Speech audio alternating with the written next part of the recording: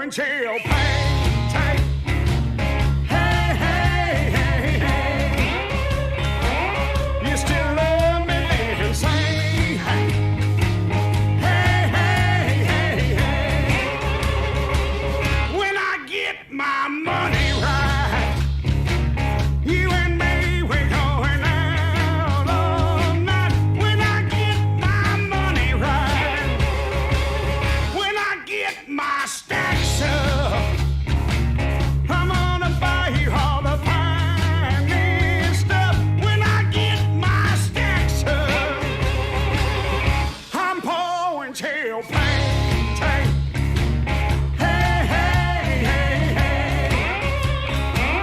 You still love me, then say, hey. Hey, hey, hey, hey. When I get my wallet fat, I'm gonna take you right where it's at. When I get my wallet fat, when my pockets go jingling, I'm gonna buy you all the finest things. When my pockets go jingling, I'm pouring champagne tank. Greetings, campers. Been a lot of requests, not a lot of requests, but a lot of discussion with a couple requests about doing engine isolators. So I'm going to go into detail on how to do that today and make it simple for you. I'm not going to actually take my engine's isolators, or motor mounts is the other word I'm used to using, take mine out and put them back in for you, but I'm going to show you some ways to do it to make it a little bit simpler for you. A lot of discussion on the Facebook page about this in the last month. Not a lot of discussion, but questions and stuff. Everybody's trying to answer. So I thought I'd give my 2 cents on how this is done, or the way I do it. I'd like to get right back to basics right away so we know exactly what we're talking with here. I've got some old ones here. And let's look at the exploded picture on the parts book. So right here is your motor mount. There's the cup. It sits in on the frame, like right over here is the same thing. There's the motor mount. This cup sits right here, bolted on. And then this screw, this cap and screw go into it and hold it to the frame. And that's the front. The back ones is right here. The cap back here, this is by the swing arm, and it's a different shape, if you notice. It looks like a donut. And then between side to side, there's a bar that runs all the way across with this screw in it. And these are spacers that sit alongside the motor that cover up this bar, and I'll show you those too. So, going back to basics, the front motor mount, this is the front one, right here. Looks like this. And then the back one. And this is what the back ones look like. First up, we got to realize these are time-wearing parts. You don't even have to ride your bike, and your motor mounts, isolators are going to go bad with time. They just do. I don't know if this is off my bike or not. For some reason, I got it in my head that I'm supposed to save parts. I guess it's in case warranty comes back, I make a claim on warranty. Good idea. What happens with the front ones, besides the rubber fatiguing, this is rubber. There's a disc, more rubber, a disc, more rubber, and then the outside disc. The rubber fatigues, and then they sag, and then you'll start noticing on your bike some new rattles, like your tank. You'll hear tank noises, or what you think are tank noises, or it could be heat guard. It could be many, many things. It could be the bottom of the engine rubbing on that cross member of the frame. Please realize this is a time wear item. It's not from riding it. It is from how it is from time. This is the rear one. It's something of a donut. It sits in a cup. This cup here. This is the rear motor mount, rear isolator, and it sits in this cup, and this is what it looks like. And this is your chrome nutted caps, in case you still aren't where I'm at with the landmarks. So let's look on the bike. There you go. That's the chrome cap for the front ones. This is the cup I was talking about, and behind it is the motor mount. Here's the rear motor mount, and the cup is back here underneath this belt guard. Okay, so I talked about wearing because of time, and that's a fact, they will. Everybody's bike is going to have new motor mounts. At 55,000 miles, I'm on my third set of motor mounts. I think it's the third on the front and the second on the back. My back ones are starting to hold up a little bit better. I'll explain that. One way to take the life out of your belt is having your belt too tight. You have your belt too tight, what it does is it pulls this whole motor backwards against these motor mounts. So if you got your belt too tight, like what the instruction, your owner's manual says, if you got an owner's manual or this shop manual like I've got on my computer here, if you got either one of them, you try to tighten that belt accordingly to that, it's going to be too tight. It's going to possibly take out your rear bearing on your rear wheel, and it's going to take out these motor mounts, take out the life out of them. So keep that in mind. But in general, if your belt's on there correct, time is going to eat your motor mounts. So I've had this bike since 9/12/2001, the day after 9/11. And I've only gone through 3 sets of front ones and 2 sets of rear ones. So, and that's with 55,000 miles. Is that a lot? A lot of motor mounts? No, not really. 55,000. A lot of us didn't even think our bikes would ever make it that far, the way they were falling apart when we first got them. Not falling apart, but getting into trouble and creating adventures everywhere you go. Which reminds me of a funny joke. Some guys, some old geezers I used to ride with back then. Now I'm the old geezer. But they were riding bikes anywhere from $500 motorcycles to $20,000 motorcycles, this group I rode with, old guys. And the running joke back then was I needed a commercial magnet to drag behind my bike as I rode down the road to pick up the parts that fell off. And that's the way it was in the beginning. A lot of you young guys that will never experience that, because most of the bikes now have a lot, if not all of the updates done, and there will be no serious issues like that. Okay, so let's talk about a little more review. Front motor mount, rear motor mount. These are the caps, front, rear. They are a time wear item. They wear out with time. They're made of rubber. And they also wear out quicker if your belt's too tight. The way I do my belt when I put my rear tire back on is I put it on there really, really loose. And if it jumps sprocket, my driveway's almost a quarter mile long, when it jumps sprocket, I know it's too loose. So I come back and I tighten it up with a couple cranks. It doesn't take a lot to get them tight. And if it's still jump sprocket, I just keep doing that until it quits jumping sprocket. And you'll know it. You'll give it a little gas and it'll just sit there, and you'll hear a vibrating noise like playing cards in the spokes of your bicycle when you were a kid. Alrighty, so that's where we're at, and I'm going to show you how to get in there.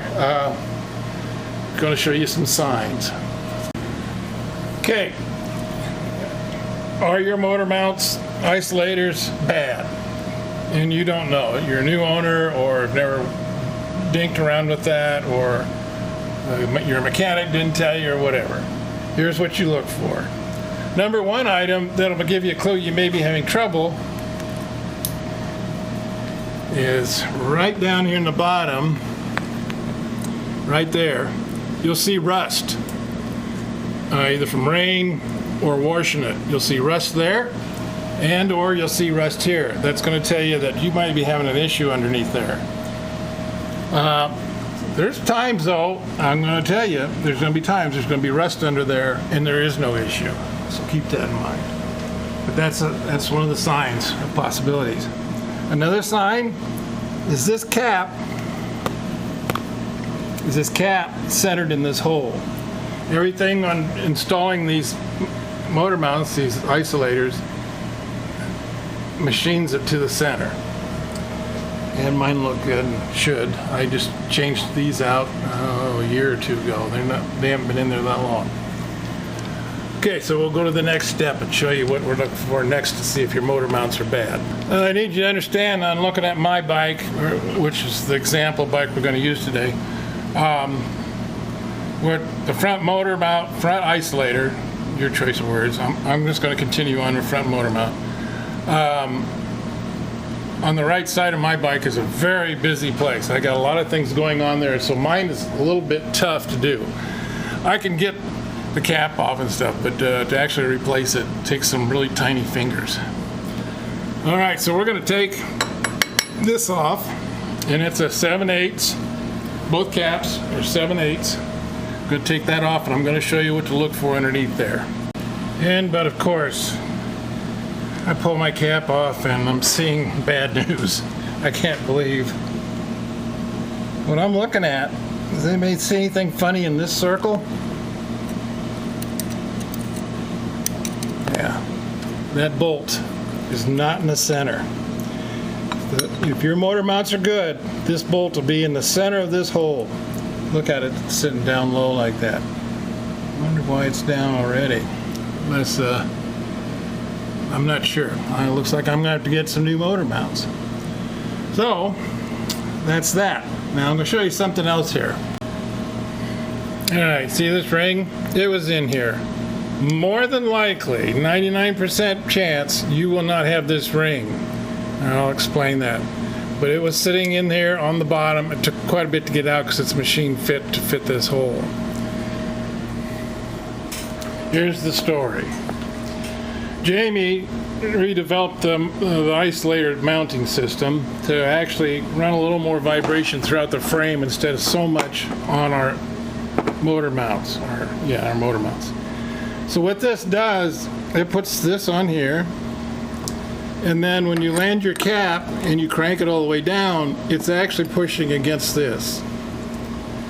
And it takes the motion, the vibration, the frequency, whatever you want to call it, and puts it throughout the frame instead of just right here on these rubber pieces. Yeah, that's rubber. That's not steel or iron. That's rubber. In fact, I got one here. I think it was starting to delaminate a little bit. There you go. Can you see that? See how that was delaminating? That's where the rubber is coming off with the steel washers in there. All right, so let's go back. Jamie came up with a cap he developed, had somebody build them. I think they're $75 a piece. That's deeper. In other words, it's got more threads to it and it comes up about this high. So you don't have to mess with this ring. Now I got this ring from Jamie, I think $20 for 4 of them. That's what I paid for them. They're aluminum, he had a machine, and they work. And all it is it extends to this, so you're smashing the whole thing and it's pulling up on this cup and it transfers frequency throughout the frame. This is not a factory item. This is something Jamie came up with, and then he went one step further and he went with these caps that are deeper. These stainless steel. His are stainless steel. This one's chrome. It's interesting. I didn't even realize. I thought these were all stainless steel. They're chrome. Jamie's are stainless steel from what I understand, anyway. And they're taller, so they'll go down deeper on here. And because of that, there's a plate that you're mounting on, the cup plate. See that? So it's the height of this isolator is not, you can see that it is not the same. This is much taller than that, and that's because it's behind this cup. So, that's what he came up with back then, and I'm happy with it. It works. Somebody else I know, right here in Nebraska, in fact, he found not a washer.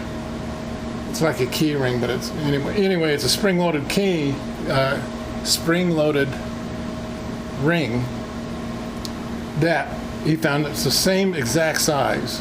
And I don't know, he found it after I bought these from Jamie. So it looks like old Bruce is gonna have to get some front mounts pretty soon, if not right away. Looking at the bottom of that mount, where's my flashlight? I'm not touching yet, but it's pretty close. I'm amazed. I am, but I'm not. I'm 72 years old, so I don't hear as good as I used to. So I was going to say, I'm amazed I haven't heard any funny noises. But I'm 72, guys. Give me a break. All right, so I'm putting this ring back in here. Just like that. Gonna push it in with this. See how much space that takes up?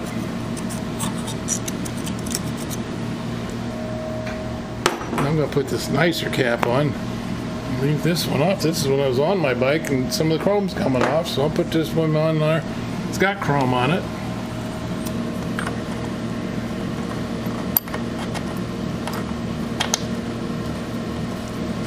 And then the trick is to know how far down you need to crank it to hit that washer in there.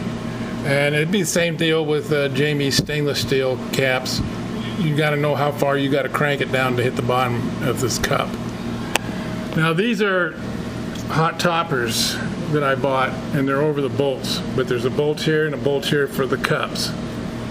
When you're doing this, you probably want to take either a pry bar or a floor jack and run it underneath the front of the motor and lift it just a hair. Just take the weight off of this motor mount. That's all you have to do.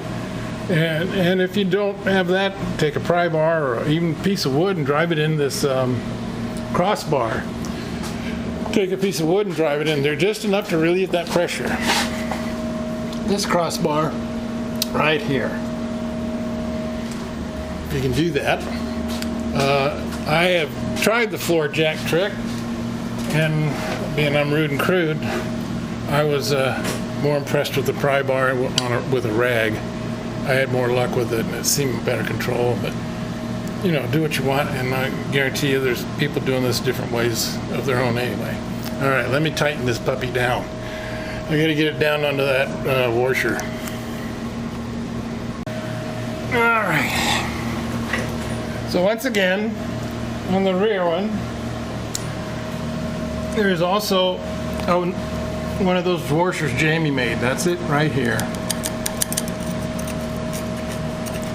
And it's in there pretty good, so I'm not going to try and dig it out.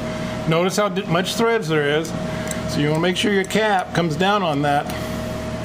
You may be able to find your own washer, and that's fine, or you can get the stainless steel caps from Mike Seastrom at ehparts.net, or even Dwayne Judge, I'm sure, can round up some for that matter.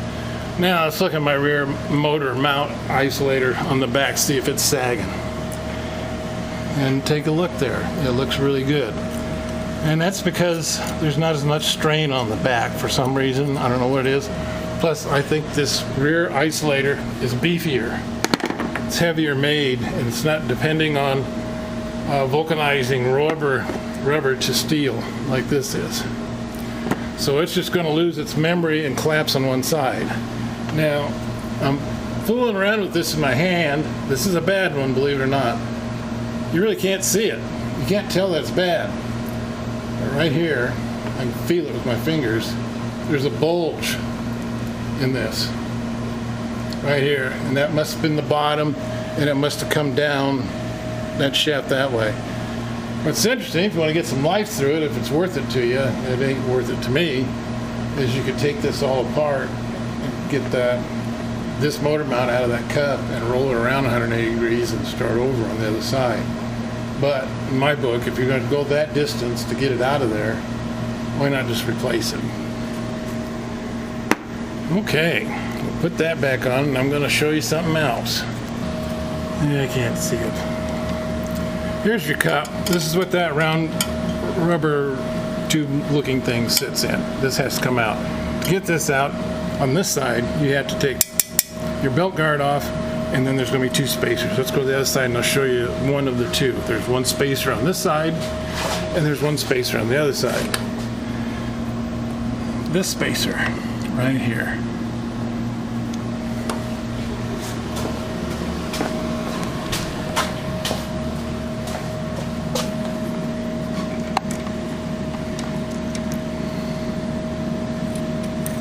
Alright, this spacer is underneath this puke pipe.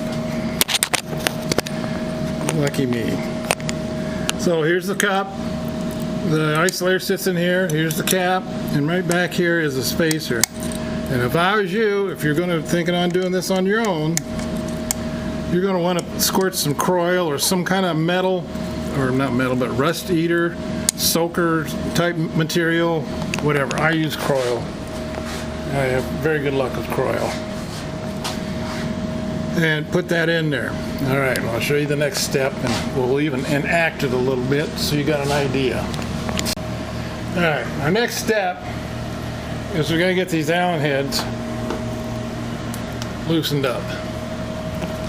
See that Allen head right in the middle? That's a bolt. It's that bolt right there. We're going to get them loosened up. Look at all the rust. What we want to do is we want to get some of that Croil or whatever. You can see I sprayed it on these. Everywhere there's a seam, you want to get some of that on there. And the only reason I know you want to do that is because an owner way back, a long time ago, I can't. His was rusted in there so hard, he had to take a torch and cut it out. So you want to soak this for a couple of days just to make sure you ain't going to have a problem. This is a really horrible place to be using a torch. And he did it, and he got it to work, and everything came out okay, but it sure was a lot of work. All right, so now what we're going to do is get a Allen head to fit this size. We're actually going to get 2 of them. All right, the Allen head wrench that you want to fit in that Allen head bolt is a 3/8, and you're going to do it my way, you're going to need 2. So I got one over here, and I'm going to put this other one over here on the other side.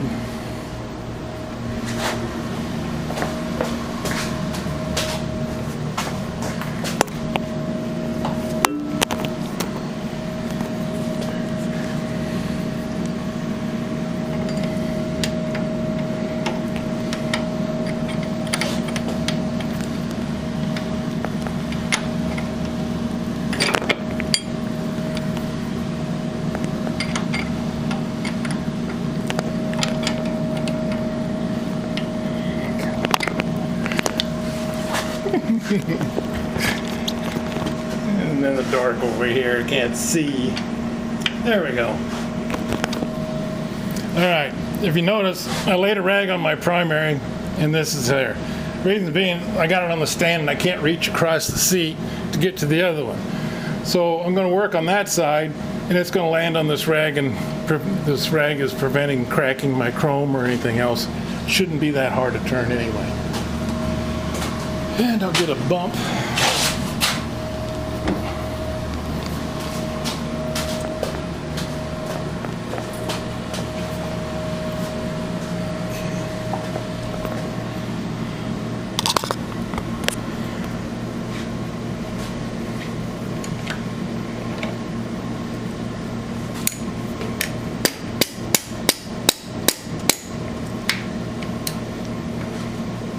Yep.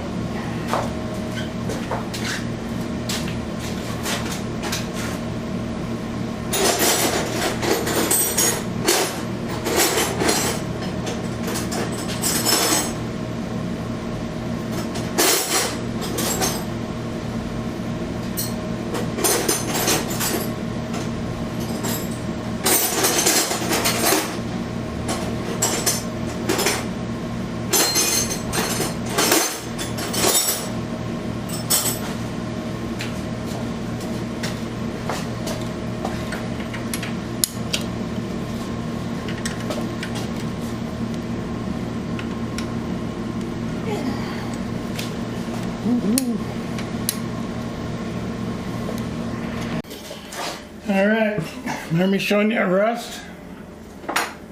Well, I couldn't get it with this, so I went and got I got a socket, 3/8 socket, 3/8 Allen head socket, right here. So we'll do it that way. And that rust is definitely in there. Let's see if I can get it to bust loose.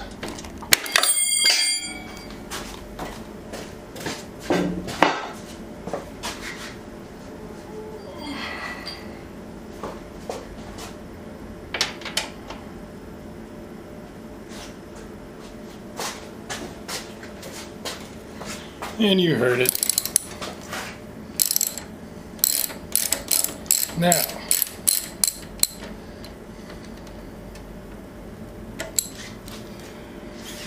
here's the Bruce trick. I've got this Allen head or the other Allen head or both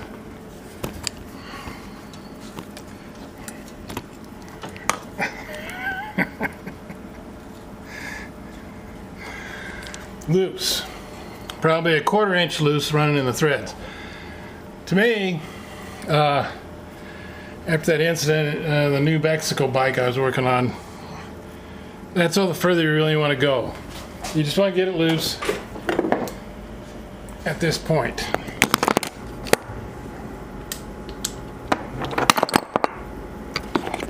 Just enough that you can bump it back and forth. What I'm doing is I'm going to bump it with a hammer back and forth.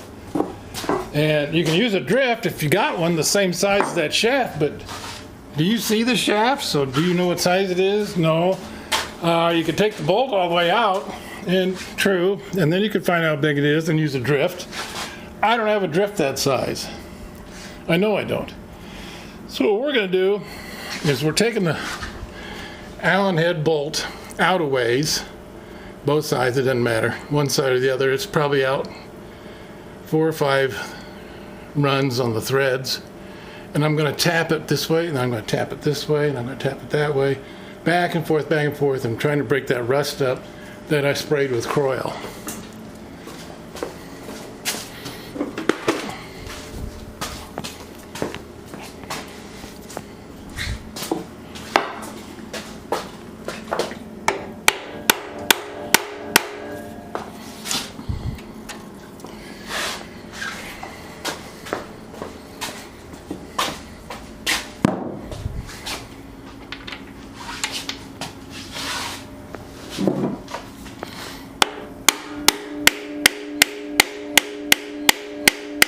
It moved.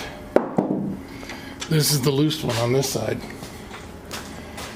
When you do that, you can't tell which one's the loose one, which one isn't.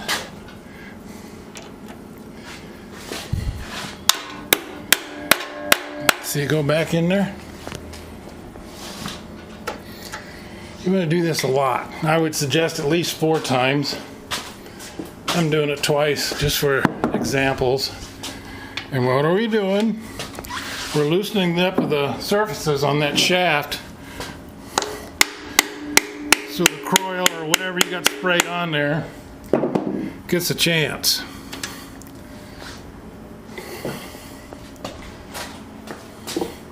Why does they get rusty in there? Well, it sounds silly, but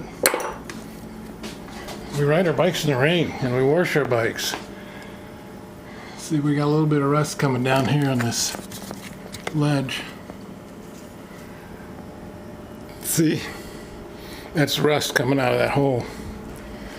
So I recommend you do that. I don't know if anybody else does that. That's how I do it. Could save you a lot of grief. I would hope so. I'm doing it for that reason for me. I don't need any more work to do.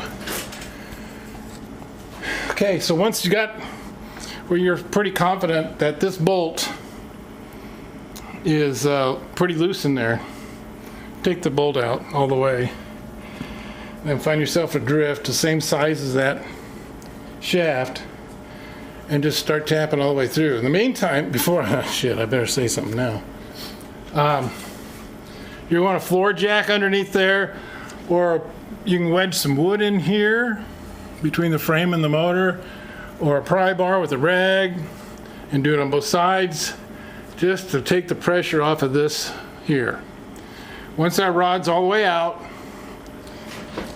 that spacer that's behind here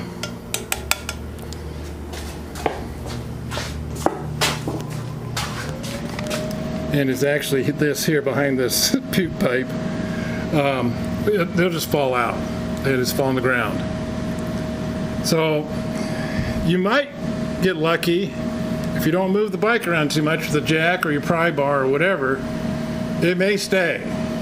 I've never had that luck. It always falls out. And so I've always had to take this exhaust off, this header, the heat shield, and this belt guard so I could get in here to get that spacer back in there. If it falls out, you're screwed. So that's where we're at.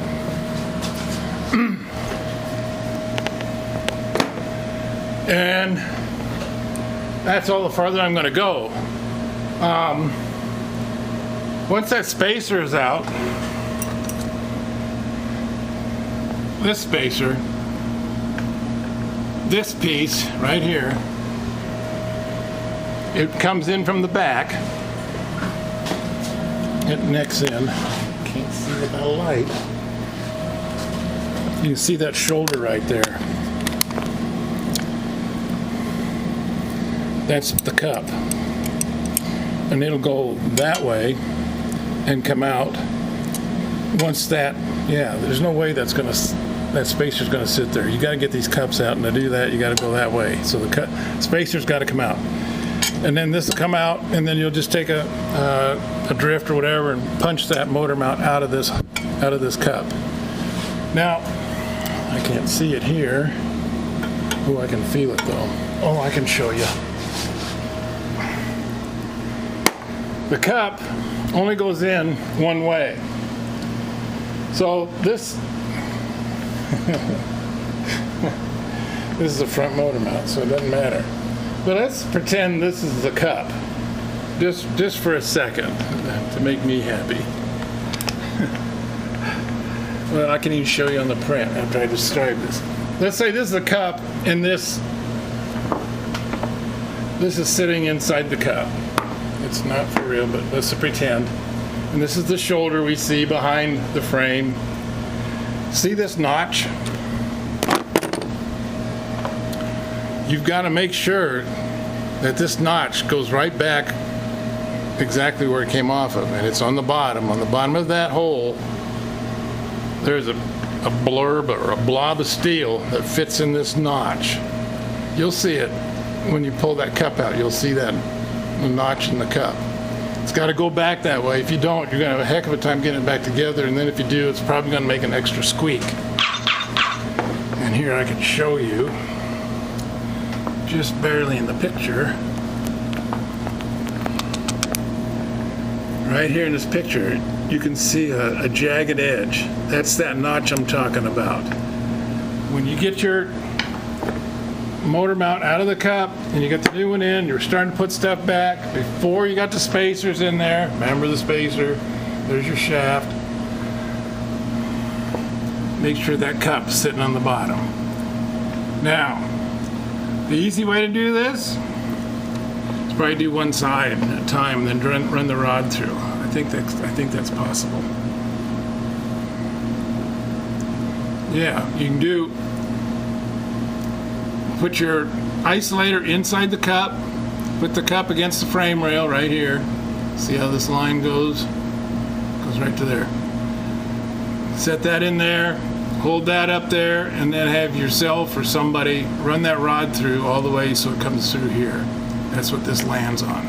This is that big Allen head right there. Comes back on through. Can't do it. No, I thought you could. Been a while since I've had to do this. You got to do both sides at the same time. Sorry, guys. So, get your cup up there, notch on the bottom, isolator inside of it. You can leave that out for the time being. Go ahead and do this side, get it up there. put up one of your spacers one way or the other, depends which way you're going to go. If you're going to go this way, get your spacer up to that motor mount and then start tapping it on through here, and then you'll see it when this guard is off. You'll see it coming out of the block. That's when you get your spacer up there, and then this rod will shoot in through here and be able to get it with this. Now, last thing. I'm sweating in here. It's 73 in here. It's 103 outside. People don't know about Nebraska. It's 103 outside, and it was like 98% humidity this morning. I haven't been outside for 2 days. When you reassemble with this rod, I highly recommend you get some Never Sneeze, or sorry, it's my slang. Never Seize. It's a graphite grease. It's got graphite in it, and it keeps stuff from seizing up from rust and stuff. Get that on there. It'll do two things. One, it'll be slick. It'll go through the hole on the case of the motor. This is going through the case of the motor, if you didn't know that or couldn't tell from looking when I was showing it on the bike. Plus, it'll prevent rust. It'll stop rusting. You want this loose and sitting in there. You don't want it tight and rigid. All right, so that's everything I think we want to talk about on the replacing isolators and motor mounts. I know that was kind of a crash course. Maybe it wasn't, maybe it's too long. I'm usually long-winded. All right. I'm not the only one on YouTube, and most of you guys that have found me already know that. There's Automotive Villainy. That guy is Stanford, I think his name is, or Sanford, something like that. Nice guy, met him in person in California. He's got a channel.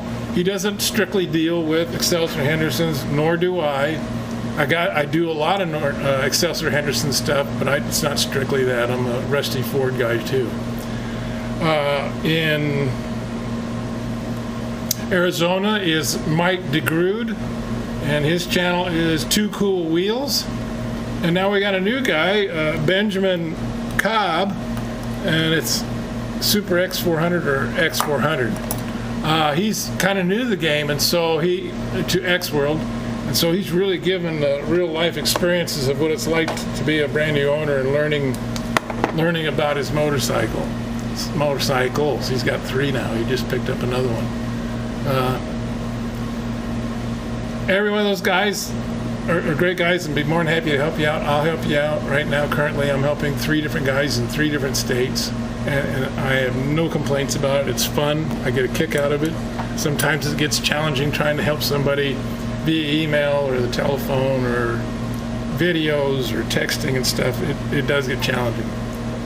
But so far, I've maintained my cool and my temperament. I'm not known to get mad or angry or anything like that.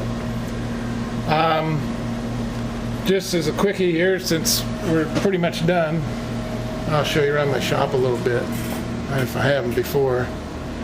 I just got a lot of stuff. And a lot of my stuff is obviously Excelsior Henderson stuff. Also, a lot of my stuff is Ford stuff. We got Fords laying all over the place.